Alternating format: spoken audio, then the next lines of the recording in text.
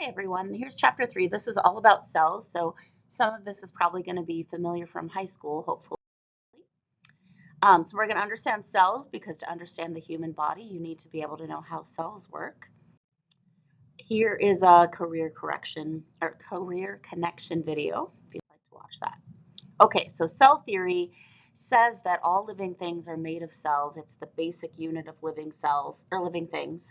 And one single cell can be considered a living thing, but we are made of trillions of cells.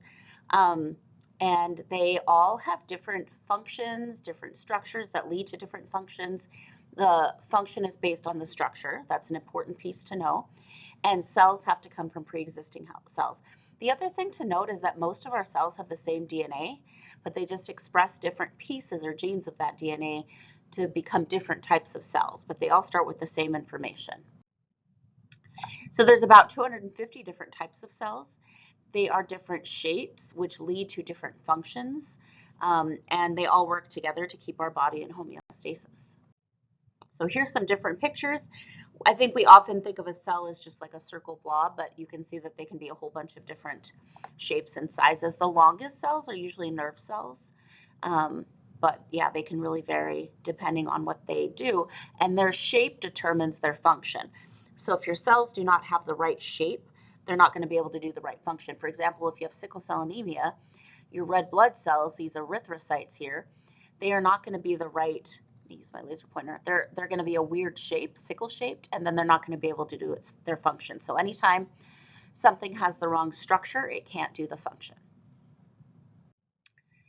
Okay, so here's the basic thing that all human cells and animal cells, eukaryotic cells, have. They all have a plasma membrane, which is the lipid bilayer membrane on the outside. We saw phospholipids in the last chapter.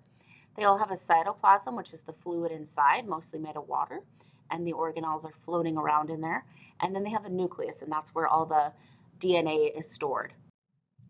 So here's your basic structure. The purple thing is the nucleus.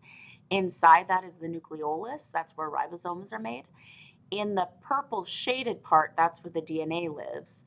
And then you have a few other organelles, quite a few here, that do all the work. And then the cytoplasm is what they're floating in, and then the plasma membrane on the outside. So on the outside of the cells, where your cells are floating through, you have these extracellular fluids, mostly made of water.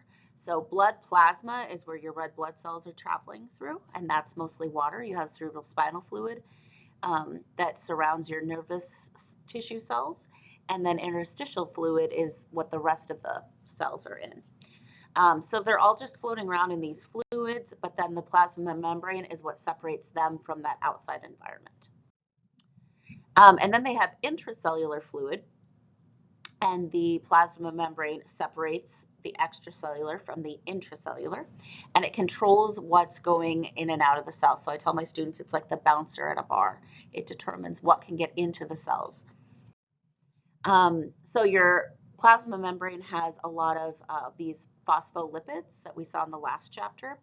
And you can think of the membrane as like a bubble. It's moving, it's swirling around, and then there's other little molecules that are suspended within that plasma membrane, and they're like little channels that can let things in and out. You have cell junctions that can connect two cells together and allow things to go in and out of them.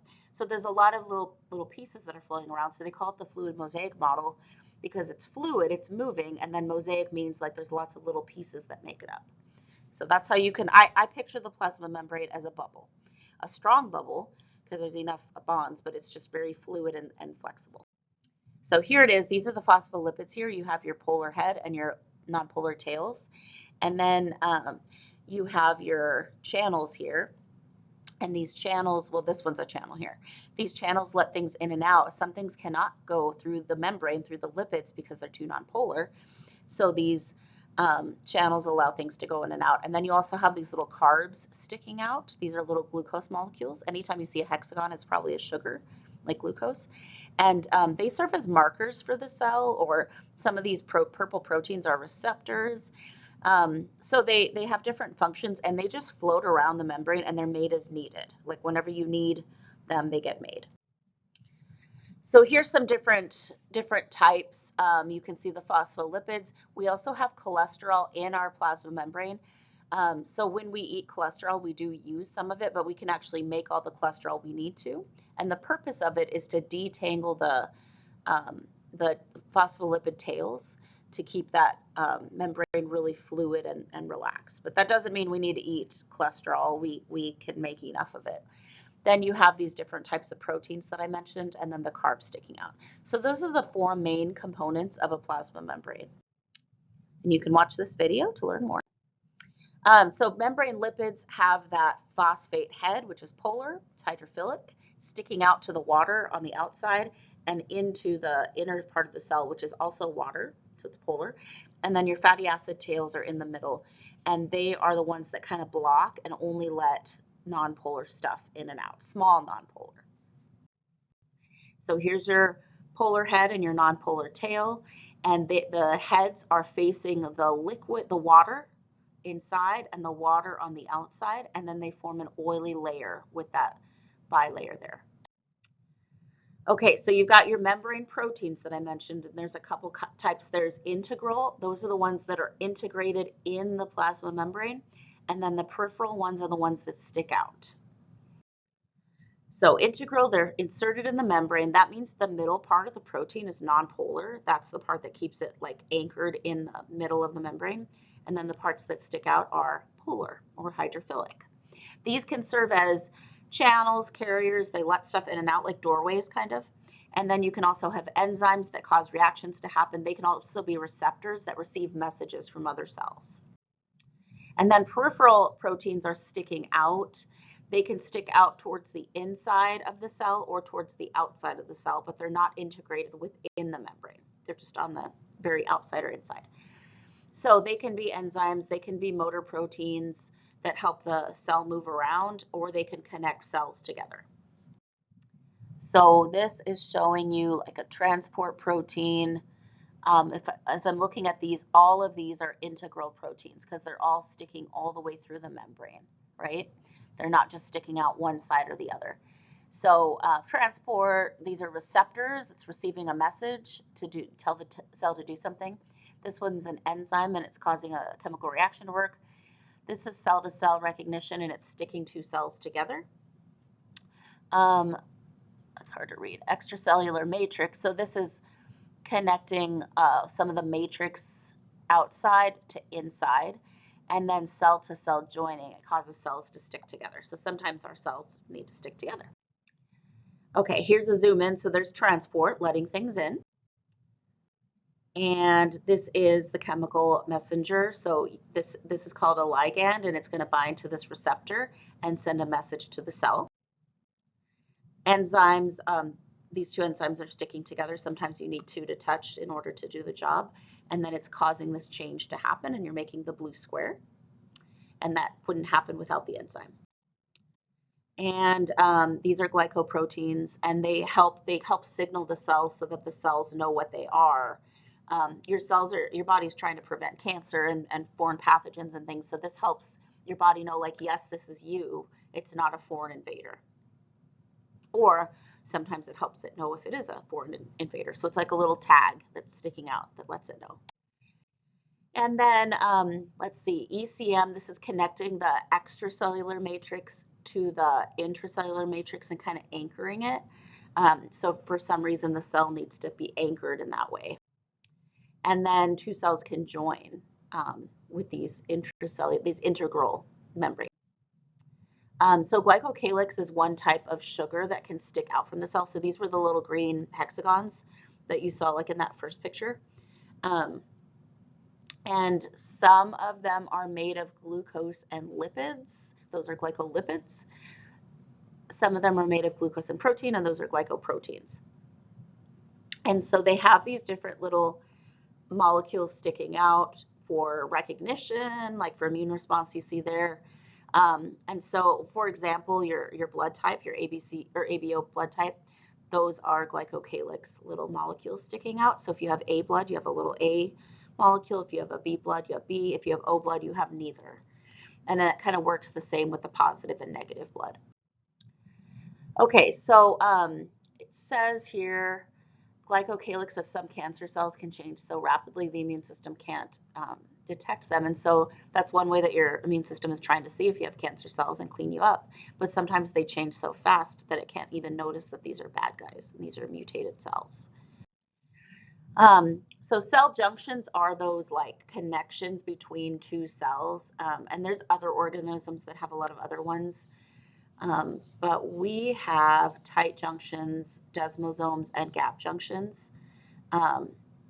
So it says some cells are free, some cells don't connect with other cells, like blood cells, sperm cells, they move around.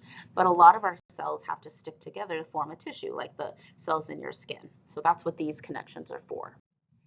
So tight junctions, that's where there's an impermeable junction around the cells, and then that allows them to fuse together. So that's going to keep them really closely packed, and you can think of like little bricks, like the cells are like little bricks joined by the mortar. I think it's called mortar. So here's what they look like, and you can see those molecules there, those little proteins, the purple ones. Let me point them out right here, and they just kind of glue the cells together.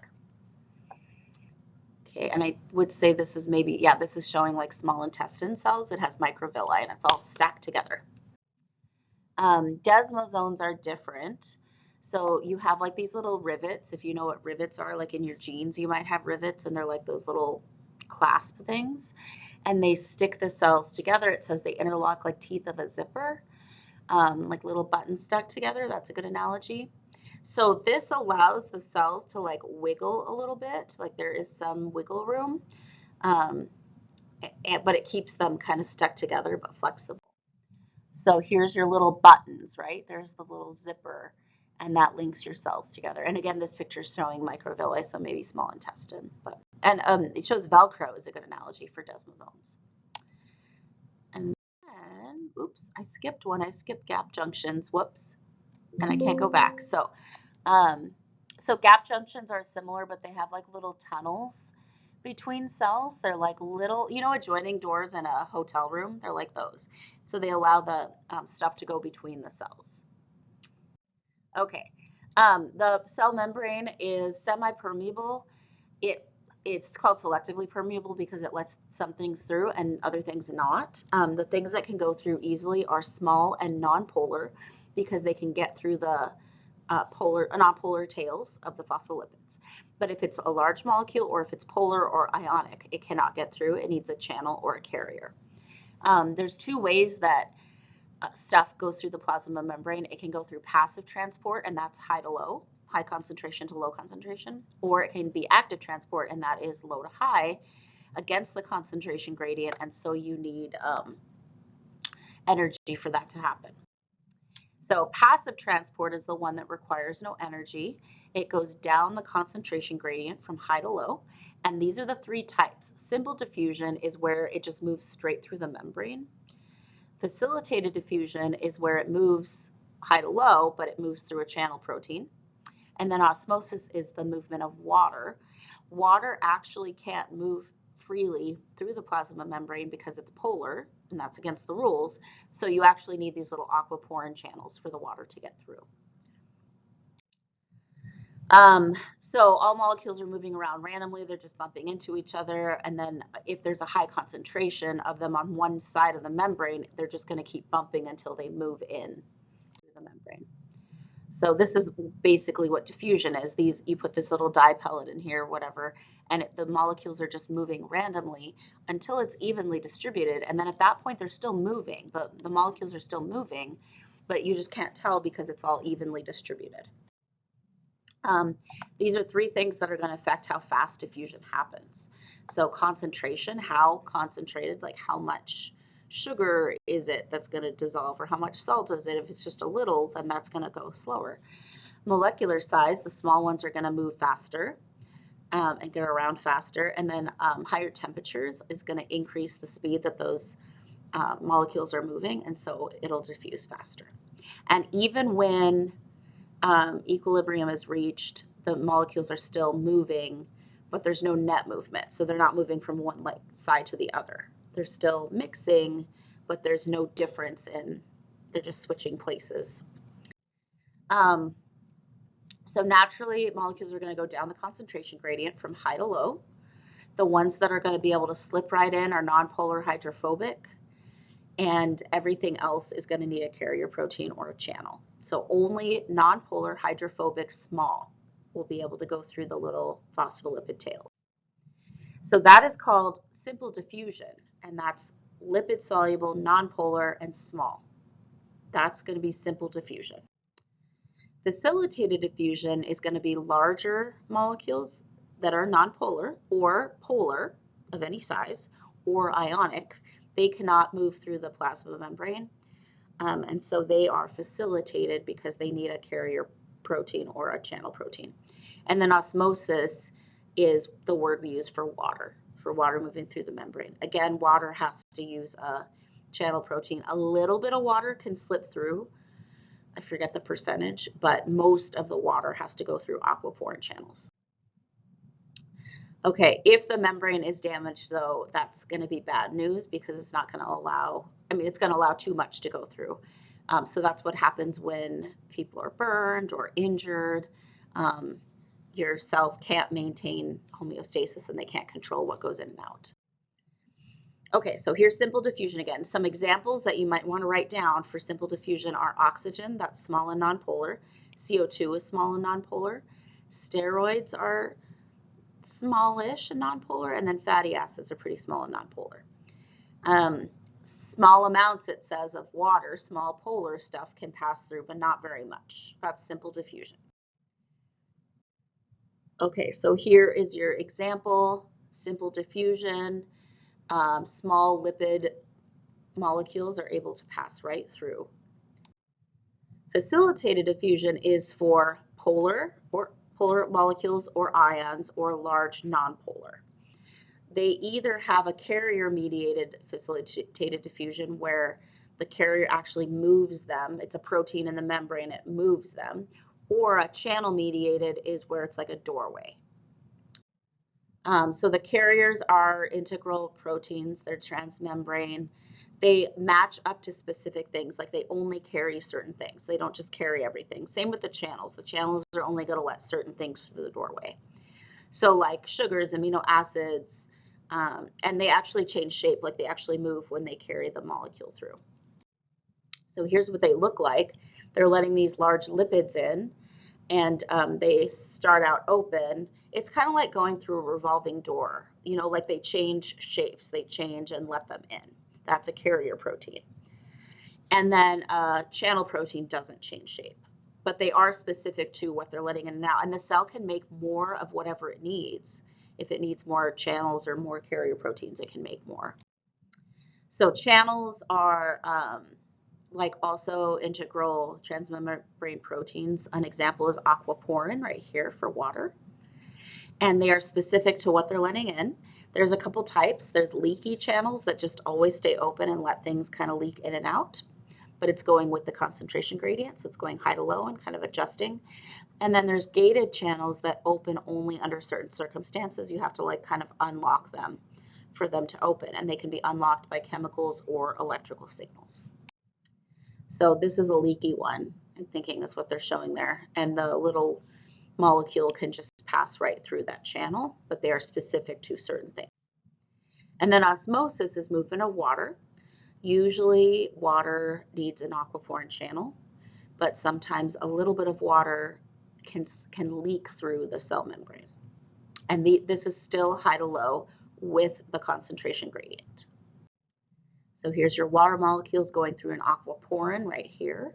Most of them are using that channel, but some of them are sneaking in the back, a very low percentage. Okay, so this is more on passive transport. So we have this term osmolarity. That's the measure of the solute particles. Remember, solute is what there's less of, and solvent is what there's more of in a solution. So solute would be like the salt in the salt water, or like I have some iced coffee here, if you can see it. Where am I? The water's the solvent, and the iced coffee or the ice cubes, that's the solute. And so you can predict like which way the water's going to flow or what the solute's going to do based on the concentration. If you have a low solute concentration, that means there's lots of water, very little salt or whatever solute. And then if you have a high solute, that means low water. Okay, and then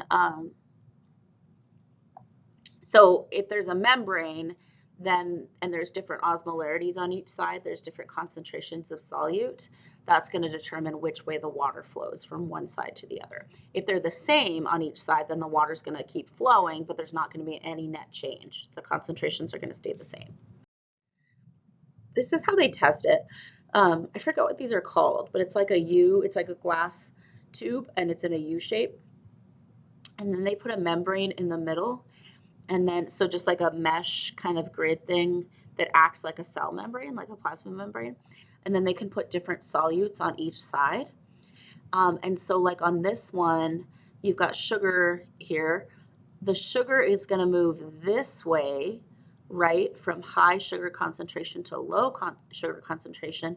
And the water is going to move the opposite way from high water concentration to low water concentration until they reach equilibrium.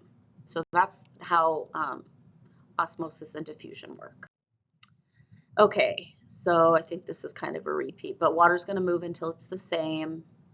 So, okay, and you can have different volumes on either side too, depending on the solute concentrations. Okay, there's other things that are going to influence how water moves. There's hydrostatic pressure and osmotic pressure. Hydrostatic pressure is like the membrane is pushing on it. It's like back pressure. That's going to affect whether the water moves or whether the solute moves. And then there's also inward pressure where the water's being pulled in because there's like high solute inside the cell. And so that's going to cause the water to be sucked in and the cell's going to swell. So those are other things that happen too. So when those two pressures are equal, and you might see different terms for these, but this is just what your book uses. When those two are equal, like the pushing out, the hydrostatic pressure, and the pulling in of the osmotic pressure, then the water's not gonna, like the water is still moving, but there's no net movement. So this, we look at this in plants. When your plant is wilty, these pressures aren't equal. Then they have a cell wall, so plants are more rigid. Animals don't have a cell wall. So the hydrostatic pressure isn't, what's the word? It isn't enough to, like the cell's still going to burst because it's not putting enough pressure from keeping that cell from bursting. So animal cells are unique in that they're going to burst if they have too much water that rushes in due to osmotic pressure. Okay. Tonicity is another term that we use, and these are kind of cool. So we have different types of solutions that we can put cells in. And tonicity is going to affect if the cell swells or shrinks or stays the same size, depending on what kind of solution it is.